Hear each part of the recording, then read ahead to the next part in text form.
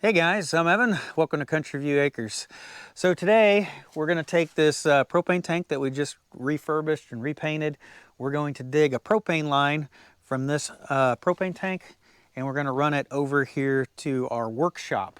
And today I'm going to be using the backhoe on the back of the 2515.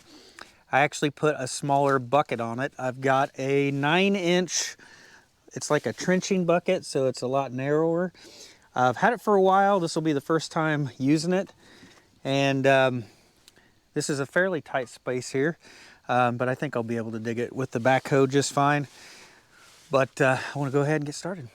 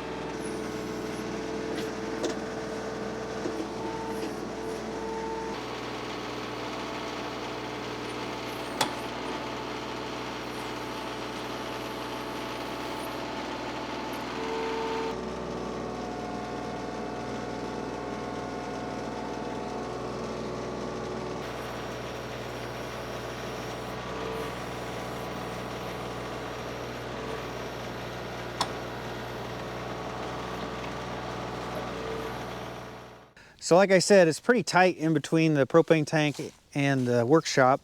I was able to get a trench dug over here to about the middle, and then I got a trench from the workshop over here to the middle, and I'm missing about 3 feet that I just couldn't position the tractor to dig out. So we'll have to try a different way. But I did swing around and I hit this gutter, and I ended up pulling out a screw right back here that holds it. So now this gutter is just kind of swinging here, so I'll have to try to fix that later. So to dig out the middle of this trench, I think my only real choice is to just back the tractor up right up to the middle here, and I'm just gonna have to dig it out. It's not gonna be nice and neat. It's not gonna be a nice straight trench. Probably be more of a hole here in the middle, but there's no way I'm gonna try to dig this by hand because this is really, really hard, dry clay. And you can't even get a shovel to stick in it. So the backhoe is really the only way to dig it right now.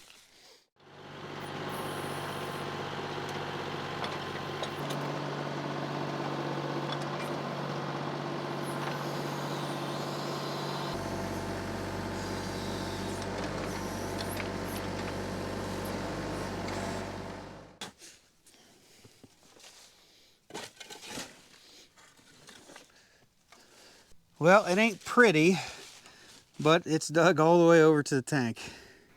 So now we can go ahead and install our first stage regulator here at the tank.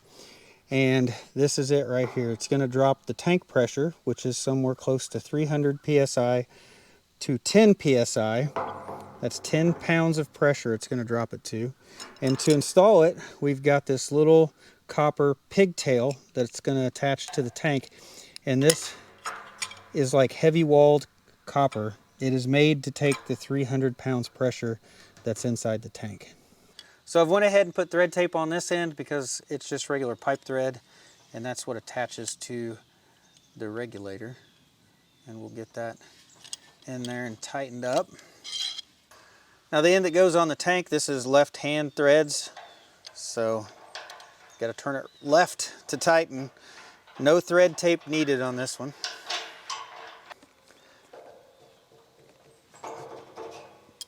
So this is called the first stage regulator, and this one is the second stage. And this drops the pressure even farther, all the way down to less than 1 psi to the actual usable pressure that your appliances use. And this one is going to go over on the wall of the workshop. And we got some piping we need to put on here. We got a shutoff valve we're going to put on here. And we need to get that all put together, mounted on the wall. and then the only thing left will be to run the gas line in between.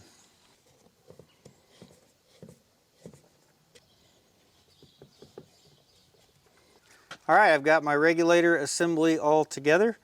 So I've got the connection for the gas line, then I've got the regulator. I put a union in here so that I can break this apart and take the regulator off. And then it's going to go to a shutoff valve, and then it's going to go through the wall of the workshop and to a future heater that we're going to have in there. So got this all put together, so now I think I'm ready to go ahead. I'm going to drill a hole through the wall and get this mounted.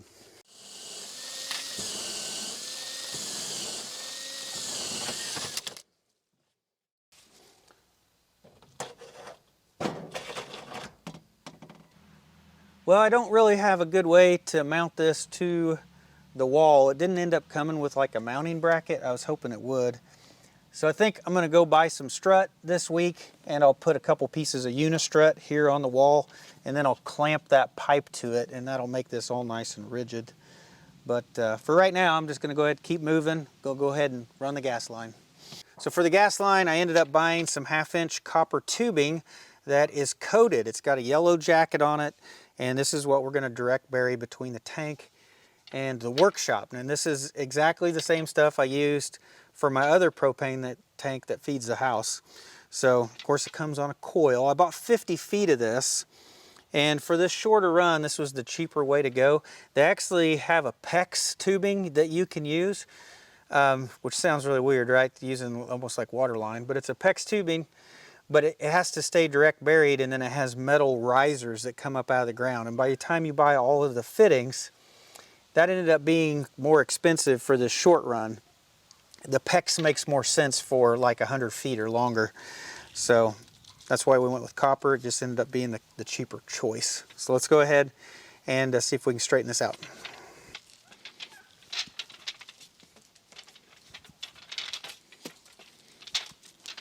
So it's going to run underneath the propane tank and into the trench. So I'm going to go ahead and attach the gas line to this regulator over here, and then we will bend it and shape it to the trench all the way back.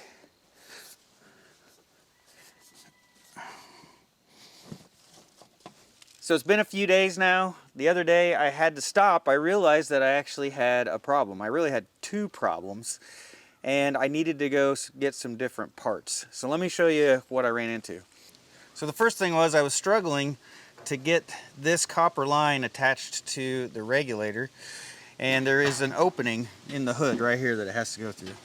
So basically I was going to have to take this copper line, bend it around here, and then back around into the regulator, and there's no way I could hand bend that without kinking this copper tubing. So I had to go to the store and buy a 90-degree flare fitting, and I'll go ahead and put that in the regulator, and you can see that's a lot smaller bend. That's going to be a lot easier to make and be able to hook up. So the other thing I realized is that my propane company requires you to use a forged flare nut, and that is a thicker, heavier duty flare nut, and I just had like the normal ones and like the thinner ones. And last time when I did my other propane tank, they made me take it all apart. I had to cut the tubing, swap out the flare nuts for the bigger, thicker ones, and then put it back together. So I realized that what I was doing was not going to be accepted by the propane company. So I needed to go get these larger flare nuts. Let me show you the difference real quick. So these are both 1/2-inch flare nuts, and this is kind of like the normal one. You can see how thin it is at the top, and you can see how thin it is at the bottom. It's not very thick. All right. And then this is the forged flare nut, and you can see how much thicker that is at the top. And if you just look at the bottom as well, it's just a lot thicker flare nut at the bottom. Like I said, these are both the same size. You can just tell this one's heavier duty. This is what the propane company requires. So we ended up getting a new Ace hardware store sometime this summer, and they have not let me down yet. I went over there and they had these forged flare nuts. I went ahead and I changed the one over on the workshop, and I've just got this one left to change out. So we'll go ahead and start doing that, and I'll show you what I do to flare this tubing out and to make this connection. So if you got this coated copper tubing, you got to strip it down about 3 to 4 inches. Then you got to put your flare nut on. So I've got my flare tool clamped onto the tubing, and then I've got it sticking out about 1/8 of an inch out of the clamp. Then you take the actual flare tool and slide it over and on top of the tubing, and then start tightening it down. So on that flaring tool, you can see how it is like a big cone shape, and as you tighten that down, it's going to wedge down into that tubing. It's going to flare it out and give it like a bell shape at the end. And basically, you just tighten this handle until you can't no more. It'll kind of bottom out. So now you can tell that the end of the copper tubing is flared out, and this flared surface, that is your sealing surface. That's what seals the gas, and then your flare nut fits up over it and tightens it down. And all we really need to do now is get it made up right there to the regulator. All right. Hey, the lid actually shuts. That's good. I thought I was going to have to bend on it. So this connection's done and the other side's done. So let me show you the other side. So here on the workshop, I did get some unistrut, and I've got some pipe clamps where this is holding that on the wall, and then I've got another one up here at the top. So this is secured to the building now, and I did change that out to a forged flare nut there. And you can see our copper line is laying down in the bottom of the ditch all the way over to the tank. So I think I'm ready to go ahead and start backfilling the trench. And then once I'm done, I can go ahead and call the propane company and see if they can come fill the tank up.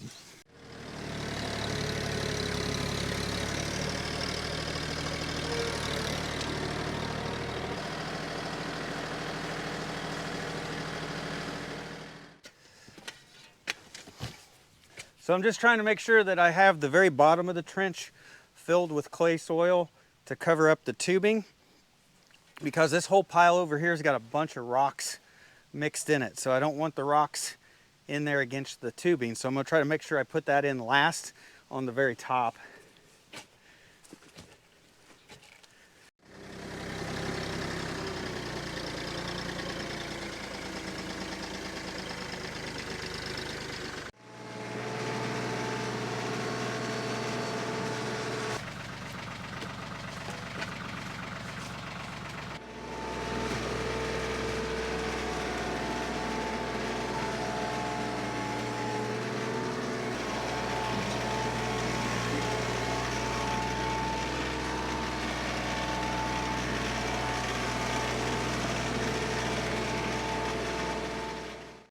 All right, we got our trench all filled in, and then I've packed this down a little bit here in the middle. So this isn't packed down completely. This is still gonna settle. It'll take time. Probably in the spring, I'll have to come back and I'll have to dress this up a little bit and level it out the rest of the way. But for today, this is good. So I know I'm gonna get comments from people that's gonna say me driving the tractor over this to pack it down damaged the tubing. Honestly, I don't think so. I mean, it was deep enough in the ground that it shouldn't have. But if you are worried about that, you can run that tubing through a piece of pipe across here to protect it, like inside of like a 2-inch piece of pipe. And especially in any area that you are going to drive over, you know, like regularly, you probably do want to put that in some type of a casing to protect the tubing. But this area is pretty much just going to see the lawnmower. So I called the propane company, and they're going to try to actually come out today and fill this tank. I'm going to have them fill my other tank. So right now in the workshop, the gas line comes in, and then I just have it plugged. It actually isn't going anywhere right now. So my plan is to install a forced air propane heater along the wall, probably hanging from the ceiling somewhere in this spot. And it's going to be the main heat source for the 3-car garage area right here. And it's not going to do very well right now. You can see I don't have a ceiling. But it'll at least give me the ability to flip it on and pump some hot air out, maybe make it a little bit comfortable in here. But it's not going to work real good until I finally get the ceiling all sealed up. But this is going to be the primary heat source for this garage area. And I've also got some of these like blue flame propane heaters. And you know, once we get the propane in here, I can run lines to other rooms. I can start heating other rooms with propane as well if I wanted to. So I think we've got a few options here to be able to use the propane now that it's in the workshop. All right, the propane company just left. Everything went really well. We did have one fitting that wanted to leak, and it took us a few times to get it to stop leaking. And if we look in here, open this up, it's this pigtail fitting where it goes right into the tank. This is where it was wanting to leak, right there. And we really had to put the kibosh on that to get it to stop. But you can see now when we look at the gauge, instead of reading down here at the bottom, it's reading about 80% full. So let me go ahead and just cover the cost of refurbishing this old propane tank. So I had the propane company come out and they inspected the tank. They replaced the gasket on the level, put a new level gauge on the top of the tank, and put a new shutoff valve on there. So that ended up being $145 for them to do that. And then I ended up buying paint. I bought a gallon of paint and a couple rollers, and I have lots of paint left over. I bought too much paint. But anyway, that was about $55. So I've really only got about $200 in refurbishing the propane tank itself. So then I had to buy the 2 regulators, the copper coated gas line that goes under the ground over to the workshop. On the workshop we have several pieces of pipe fittings and a shutoff valve over there.